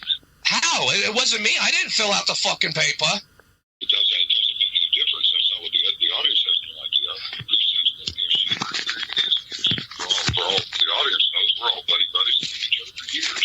And maybe bringing the older guy on there is a little bit of a stretch, but we all know each other. Otherwise, we wouldn't be doing this thing. There's a suggestion, there's a camaraderie, and that we're all on the same page. The fact is, we weren't. Your hands hung out to dry. And as it is, What did he say? Someone hung his ass to dry? Yeah, I had a problem with the mic trying to capture the sound. It kept slipping.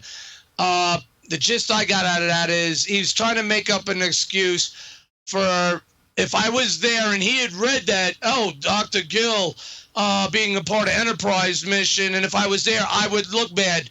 But yet he's the same guy that said, oh, I'm not going to reveal his name, but why not? He tried to make me look bad to everyone else that may have knew I brought Dr. Gill on.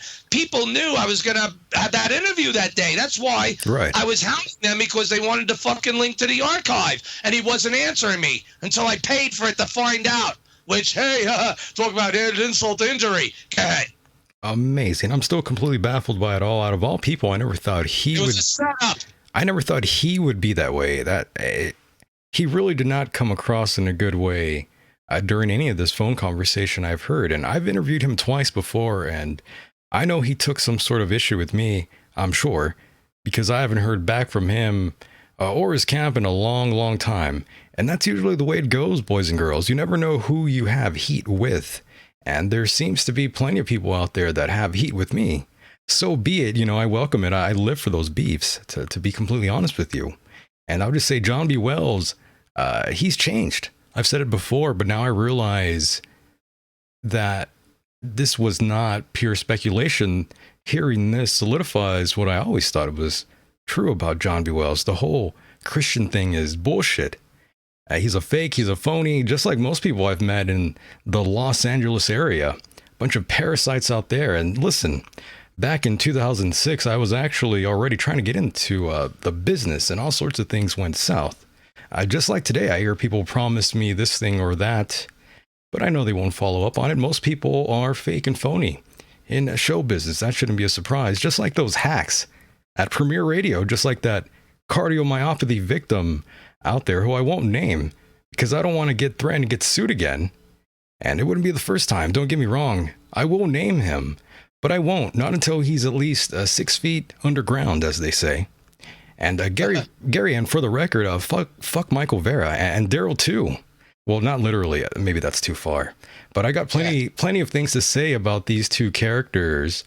But I'll just leave it up to this in the terms of how the streets refer to what they did.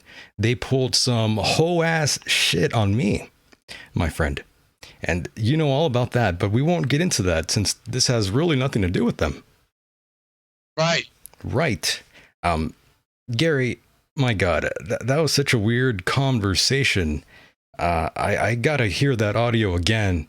A few minutes back here. Is that cool with you? Yeah, and there's still even more ahead. That's just as perplexing and more shows his complicitness. All right, here we go. He said it was finished. I took him at his word, and I sent it to Mr. Robertson immediately. All right. Well, let me tell you what was on his page.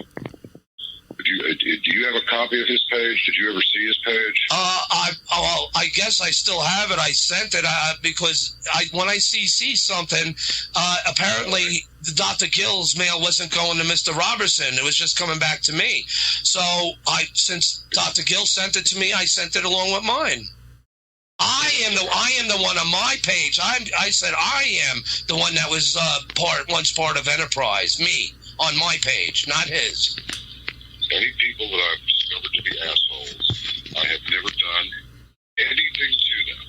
I have never talked any shit about them, with the sole exception of. Well, that's what I'm saying. You know, you're even in your voice, how I know you. That's why I even wanted to have you on. You are a voice of the future, the Martian Revelation, more ways than one. The space race. If you heard Pence the other day, it's on. His own words said it, sir. You are a no bullshit guy. I respect you, and you know, so that's why I wanted to have you on. Well, I appreciate that. Now I'm going to hit you with the good part. If you go back and read Dr. Levin's guest sheet, you will notice two things. One of them is there's no mention of him being Dr. Levin. I said, why don't I see Dr. Levin here? He goes, well, I do have a PhD in whatever he said it was, and an MA and something else. I said, okay, so you're Dr. Levin, you're not Gil. Okay, fine. And then as the interview went on, I said, now, it says here that you are closely associated with Enterprise. Mike, wait. What's that? Wait, all right, you heard what he just said? Right. Your doctor. Now, he did say that when he read the paper to Dr. Gill the first time.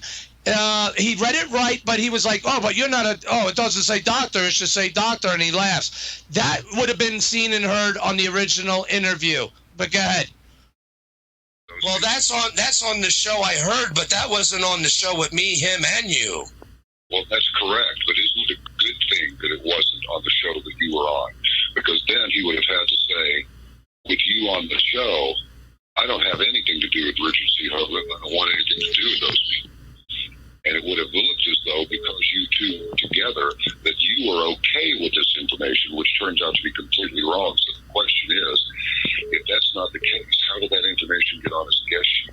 You're telling me that he was once part of Richard C. Hoagland and Enterprise mission, closely associated, worked, I believe the exact words are, worked closely with Enterprise mission and Richard Hoagland. The C was missing. That was on my page. How did it get on his? Well, let me tell you something. That's a good question. playing dumb. And isn't it a good thing that and look, I could tell you were high, okay? And other people know what people get. He could tell you were high, Gary.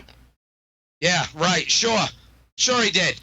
He's bullshitting, because remember, I'm playing dumb now. I really wanted to say, motherfucker, you just read the bios correctly the first time. You know, how the main question is here that he's avoiding, which is the obvious question that I didn't ask, is, where's our interview? Why are you doing it again? But go ahead. I was playing him like he was me. Go ahead. Gary, you're just high. You need Jesus in your life. Hey, man. Hey, He's just trying to save you. Jesus gave. Yeah. He's just trying to save you, Gary. What Jesus gave me. Jesus has one trip for him, and he went down that pit himself. Yeah, keep going. This is interesting. I want them to hear it. I mean, you know, he is a reverend, so he's just trying to save your soul, Gary. Don't turn your back from Jesus, okay? Here we go. Looked like they knew it too. That's not going to help you either. This is video, not radio. You can do what you want when you're on radio. You can't do that on video. So look. Okay, there's little things I can understand. I might have pissed you off. Accept my things. No, you didn't. How old are you? 35? 48. Okay, 48. Big fucking deal. You have no idea how young you are. Okay, just remember that. Look, this worked out perfectly. You invited yeah, it did. You brought me on your show. We had a good time. That's good. You hooked me up with Gil Levin, but no mention of doctor was there. I got down and I added it to the sheet when we started over. The Richard Hoagland and the Enterprise mission thing was there. If I had read that, if you had been sitting there, we're talking back and forth about this and that, and then I had to say it. Well, if he was, that would be with Enterprise mission and Richard Hoagland. You know how that would have made you look? How? It wasn't me. I didn't fill out the fucking paper. It doesn't make any difference. That's not what the audience has no idea. Who says that their shit the audience knows we're all buddies and each other for years. And maybe bringing the older guy on there so a bit of a stretch. But we all know each other, otherwise we wouldn't be doing this thing. There's a suggestion, there's a camaraderie, and that we're on the same page. The fact is, we weren't. Your hands hung out to dry. And as it is, you're good.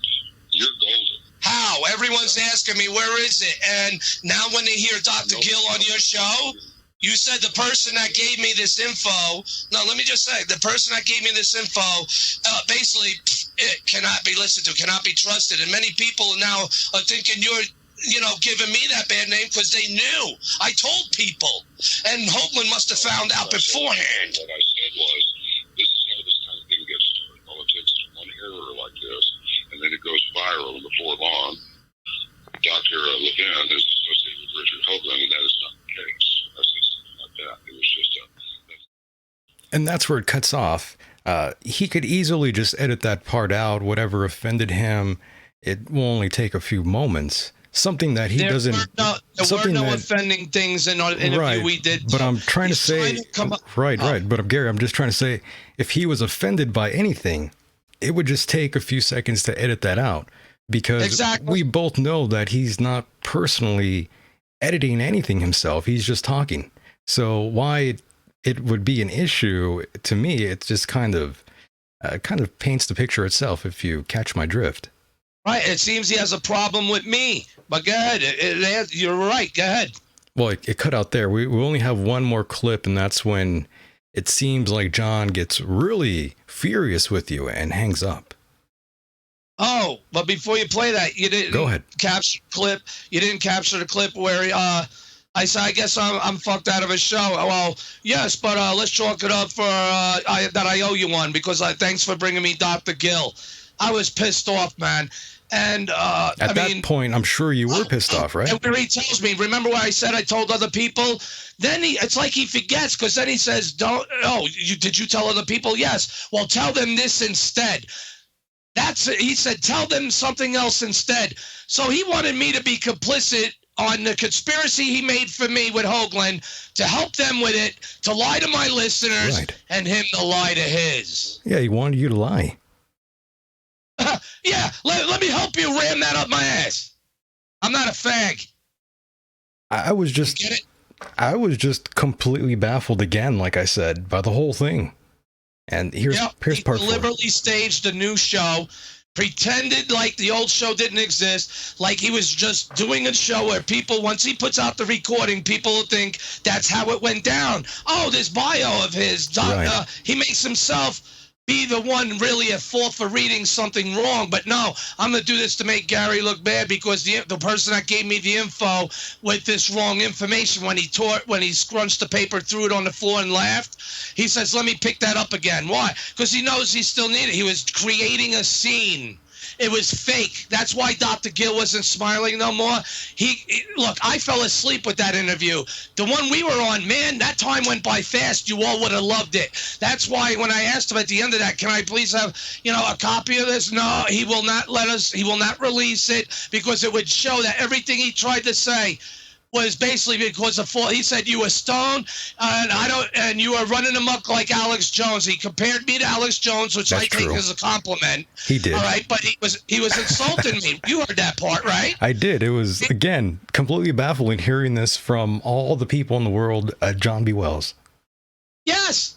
And it was to shut up another host and pretend and to make another host and Mars researcher look bad. Why?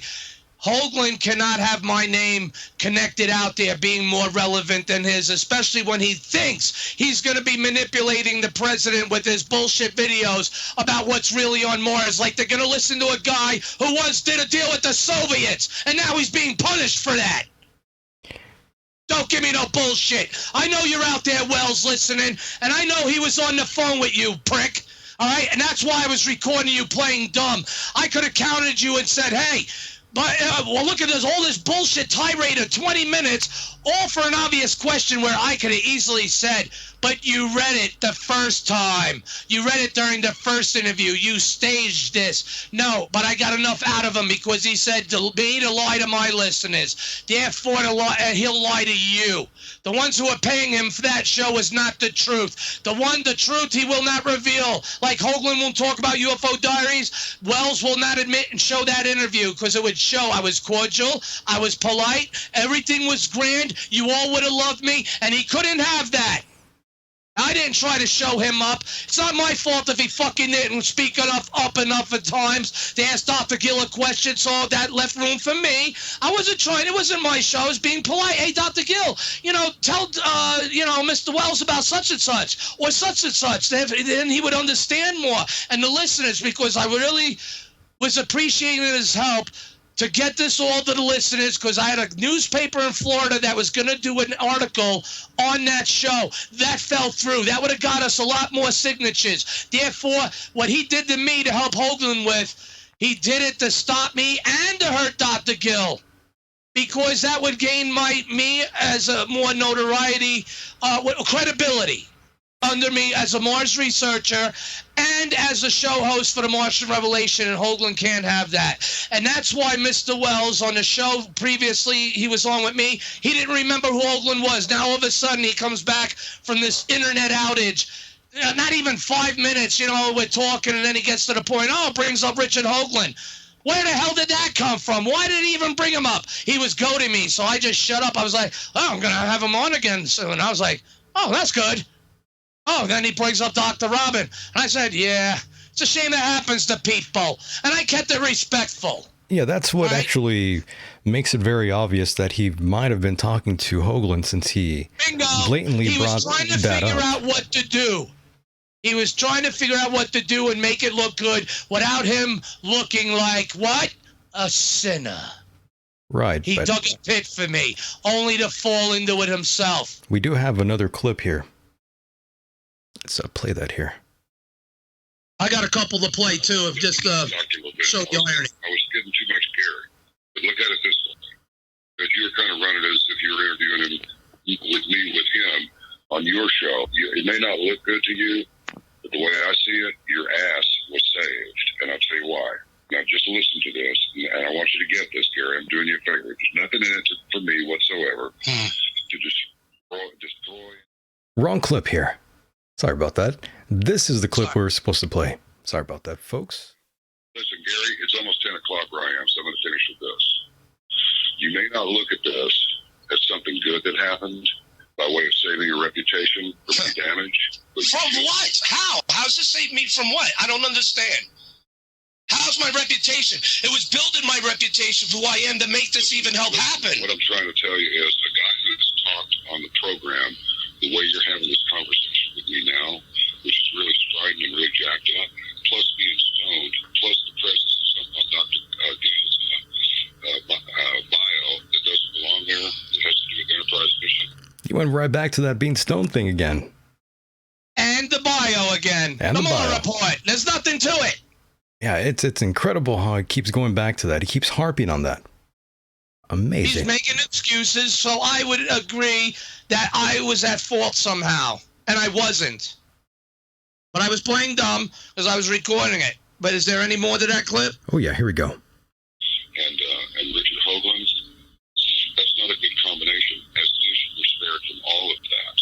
So tell your audience that, I don't know, tell them there was some sort of a sound issue on the receiving end. Yeah. Oh, let's play that again, where John B. Wells, tell your audience, Reverend John B. Wells, is insisting you lie to your audience. Isn't that incredible? Wow. Christian of him. Very Christian of him. Let's hear that part again, where he wants you to tell a lie. I've never really heard that from a Christian before. It's quite baffling. Again, I'm perplexed by this information that we are learning here tonight. Well, I already knew this, but this solidifies everything I once thought about John B. Wells. It's a little weird because, I had him on the show twice. I liked him. I thought of him in a very different light.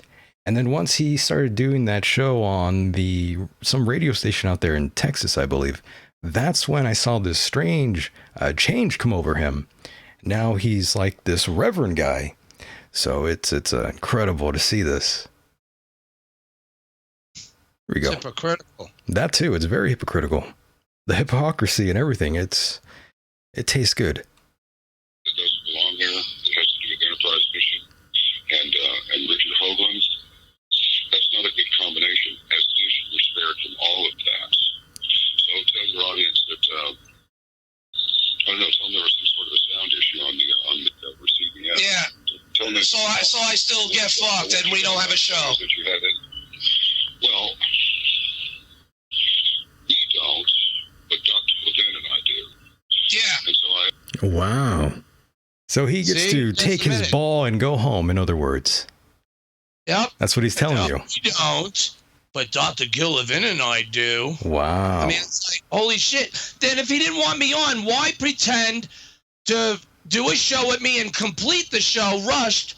Why do all that just to get me off the phone? He could have said, look, Harry, this ain't going to work out, or I'll just do this. I mean, a total diabolical plot. Again, I have no personal issues with him, but it did sour the way I viewed him as a person. He's just kind of another piece of shit asshole like the guys over at Premier Radio. Very much like the same assholes over at Fox News that a lot of you out there praise. A lot of these people are not who they claim they are. People with common sense can see this. And I'm sorry, but John B. Wells is another one. Yep. Amazing. You want for hooking us up. The only As one. far as the rest of it goes, it was not suitable for presentation. This ain't the Alex Jones show, and it's not. You know, I can't just sit there and. There he is. He mentioned Alex Jones again. Yeah, he's comparing me to Alex Jones. Like I was so amped up on pot that I was like, Alex, bullshit. That's why he won't release it. That would show his words are wrong. And this is exposed to you all now. So why won't he release the video? We know he's got it. We know he's got it. Here we go. Let somebody take over the conversation when we're supposed to be talking with Dr. Levin, and I'm hearing most of Gary's Leggiere. Liar. Plus, we have bullshit information on the bio. And I'm just shooting you straight. You want me to blow smoke up your ass with the wrong guy? I don't do that. I'm just being honest with you. It was cluster time. We unplugged it. I didn't get tied to him in a way that would have if people know that you've already had trouble with hosting.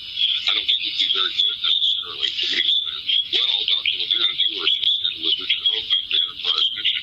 People out there that might have seen the show know that you have problems with Hoagland. And then, Yeah, that last part is really hard to hear.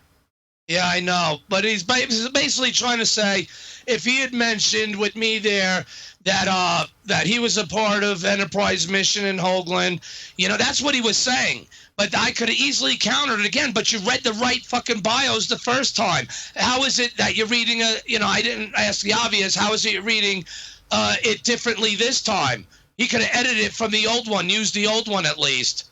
I mean, so this was total bullshit. It was a setup to prevent me from looking bad. He admits that it was made to make me look bad. Either way. Right? Either way, it was pretty jacked up. He was doing it to make me look bad either way and thinking that he's doing me some kind of favor. Bullshit. I was just playing dumb. I see his game. And again, I have a feeling that during this whole call, Hoagland was on there listening. Because remember, I had called him. He says, I'm on the phone with such and such. I will call you back. Yeah, right. Okay. He actually calls back 20 minutes later. And just the way the conversation went and all that, it's like he was really trying hard to get me to convince myself that it was because of me that archive ain't up and I'm supposed to walk away happy after he fucked me. And I felt that someone else was on the phone. And I'm certain he recorded it too. I'm sure he did, actually. I'm quite sure he did record on his end. Whether or not he deleted that footage remains a mystery. Do you think he still has that footage, by the way? Yes. You think so? He'd be a fool to give it up, and being how many shows he has, he would at least hold on to it as a memoir or as a reminder or as what went on that day, as a record even, for all we know. But I'm sure he's got it, unless Hoagland paid him enough to get rid of it. But either way, we heard him that we did do the show together. I said, but you did it the first time. Yes, we did. So if any of you people ask him and he says, no, we didn't do it, bullshit, explain this then. You just admitted to the guy you guys did it. And you also admitted that you wanted him to lie to his listeners and therefore you lie to yours. Incredible. Again, I never took the Reverend John B. Wells to act this way behind closed doors. Can I play a few clips, Mike? Yeah, go ahead. I grabbed them. This shows how hypocritical, in a way, connecting to clips to which he said in my show. I'm going to play them in unison, so I'll go as fast as possible. But I want you all to think about this, and this, and I was agreeing with him on a lot of these things, but now down through time, we're able to look at this a little differently. All right, I'm going to start now and shut up. Literal. This is why I have to default to the Bible every time. Ah. The love of money is the root of all kinds of evil. Not some kind of evil or that kind of evil over there. All kinds of evil. Every evil that you can think of will result from the love of money on one level or another. So that's just what it is. It's money. It's all about money. What you do in this world depends on where you're going to spend eternity. So all you have to do is look at the disease of the person personally, and then look at their work. And by their work, you will know them. That's also written in Scripture. That's true.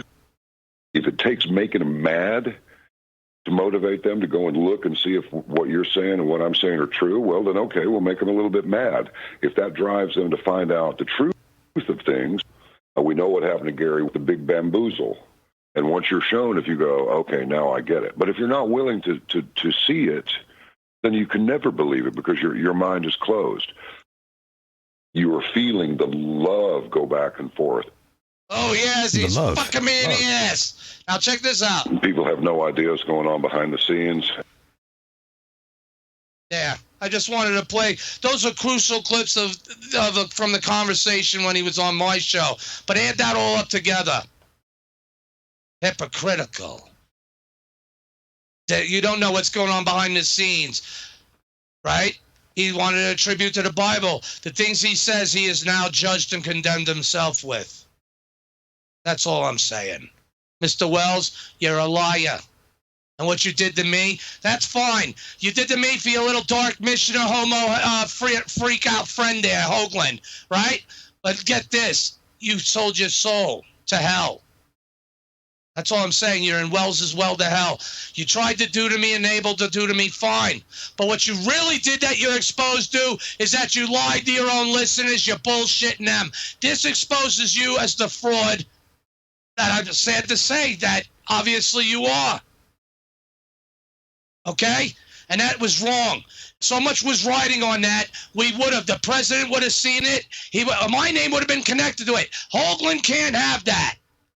Because he knows he'd be done. But Hoagland, you're already done. You're irrelevant. Prove me wrong. I made it safe to be seen. Michael, I think, is going to put a link on his page, I hope, of a YouTube video called Richard Hoagland's Unofficial Disclosure. Pack it and smoke it and watch it. It's quite clear, even though you might think it's bizarre. But listen closely on where he guides us. And you tell me. Prove me wrong. I dare you. Because here's the thing. I'm here back through time, and I'm going to make things right on this new timeline. Help make our fate, and I got the balls to do it. Mike's got the balls to do it, and he's there. He's there. Okay, that's why I advertise him, because I know that for a fact. How do you know? I'm crazy, right? That's what Hoagland and everyone else wants to believe. All these bigwigs in radio have a problem with this crazy nut, right? Why? Art Bell, George Norrie, Mr. Wells, all these big conglomerates. Who am I? I'm just nuts. I'm crazy to many of you, right? Yet you got this. You heard it with your own ears. The conspiracy unfolds. This time he gets caught in check. He didn't think I'd be smart enough to record it. He wanted to, this is at the end of the conversation. I gotta go because I wouldn't let it. I couldn't give into it. Now, this is just fucked up. That's it. That's where the clip really ends, right, Mike? Right. And Gary, I must ask, now that we've gone through time here and listened to clips from the interview you guys did, now will you finally go back and talk to Dr. Levin?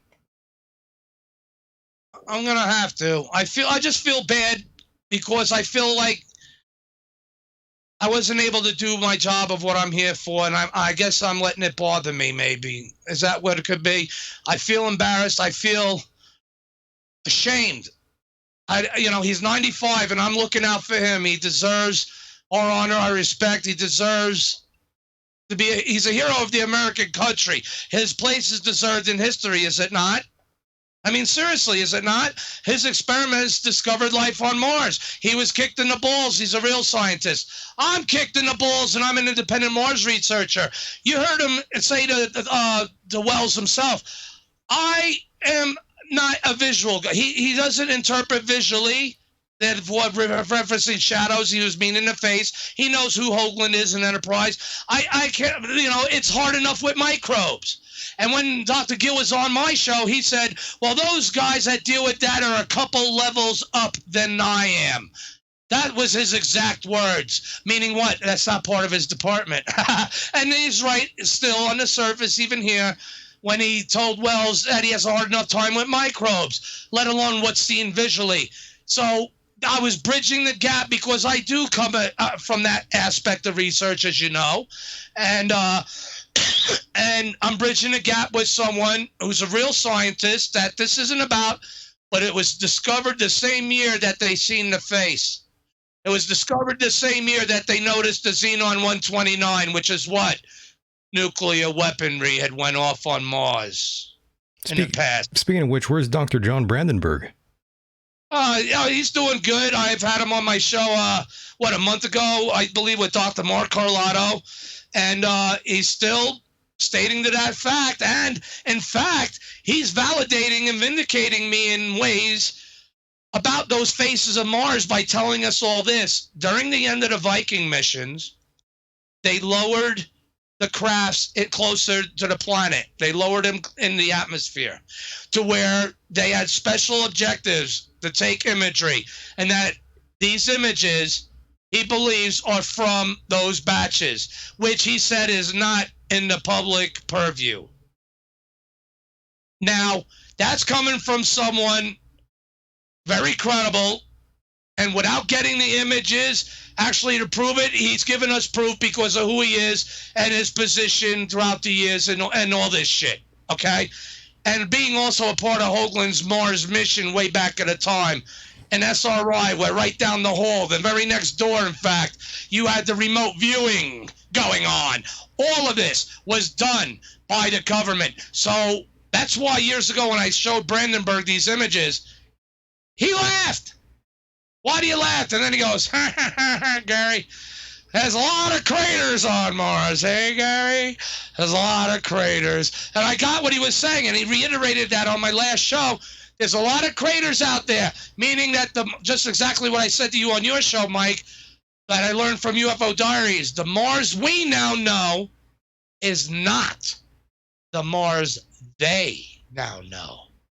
The Mars we now know is described as thus from UFO Diaries, covered with gigantic mountains, meteor craters, and deserts that reach around the entire planet, and one thing more, a giant sculpture that many scientists now speculate was created by an unknown race of intelligent beings. First off, unknown race of intelligent beings. Mars is a giant sculpture. That's the Mars they now know. The Mars we now know, they just told us what it's covered by. Meteors, gigantic mountains, and deserts that reach around the entire planet. Joe, you can see it. Look on Google Mars. That ain't the Mars they now know. And they're also telling us the gun has fired. The race is on to get the truth. That's what this is about. And therefore, being validated and vindicated in that way, I just need help to get these images to prove all the more, not only that they came from Hoagland, that he provided them, mind you. That's what it's all about.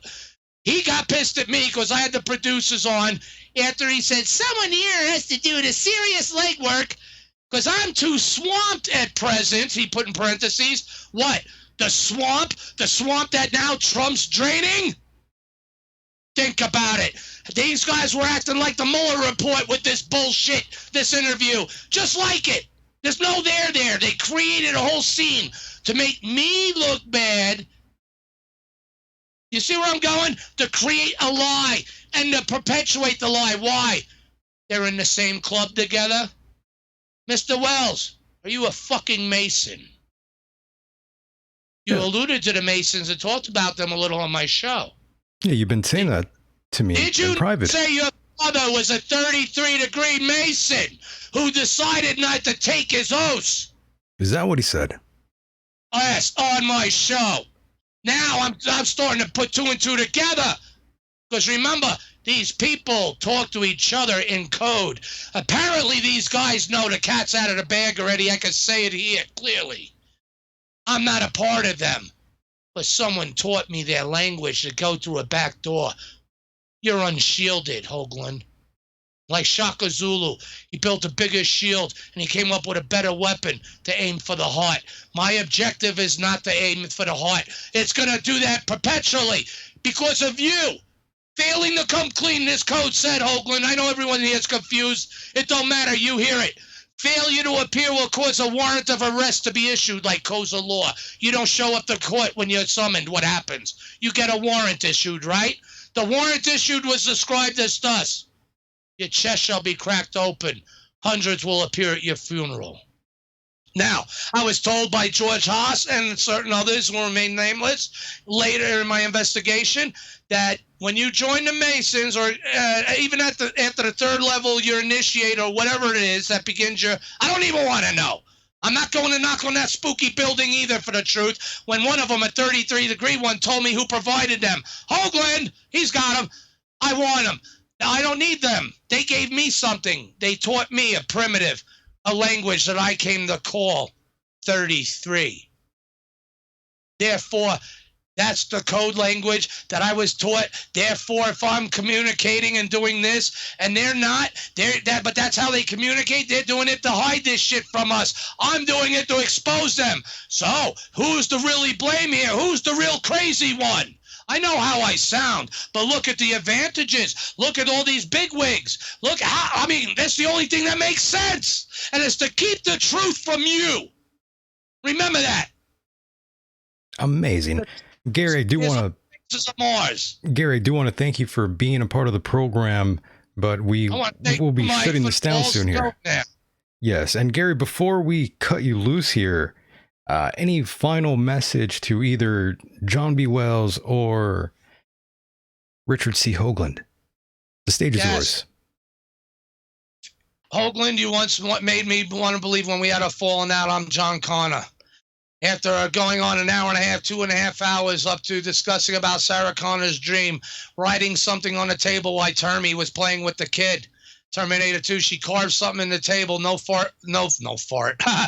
fate, but what we make. Now, she dreamt that when she woke up, it was in the table. You wanted me to believe I'm John Connor, I get it.